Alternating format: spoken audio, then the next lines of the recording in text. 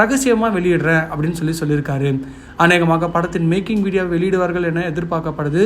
இது சினிமா பிரியர்களுக்கு ஒரு மகிழ்ச்சியான செய்தியாக அமைஞ்சிருக்குன்னு சொல்லலாம்.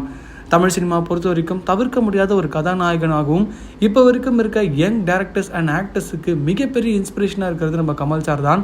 கடைசியாக இவர் நடித்த கல்கி படம் இவருக்கு மிகப்பெரிய வரவேற்பை கொடுத்தது. அது மட்டும் இல்லாமல் அந்த படத்தில் எத்தனையோ காஸ்டிங் இருந்தாலுமே கமல் சார் வர காட்சிகள் எல்லாமே தெறிக்க விடும் அளவுக்கு தான் இருக்குன்னு சொல்லலாம். அப்படியே நம்ம விண்டேஜ் கமலை பார்த்த மாதிரி இருக்குன்ற அளவுக்கு கிளைமேக்ஸில் இவர் மிரட்டும் காட்சிகள் எல்லாமே எல்லாருமே பயத்தை ஏற்படுத்துவதோட இப்படிலாம் நடிக்க முடியுமா அப்படின்னு ஆச்சரியத்தை ஏற்படுத்துதுன்னு சொல்லலாம். கமல் சாரை பொறுத்த வரைக்கும் ஒவ்வொரு படத்துலையும் புதுமையை காமிக்கணும் அப்படின்றது தான் அவரோட மிகப்பெரிய எண்ணமாக இருந்திருக்கு.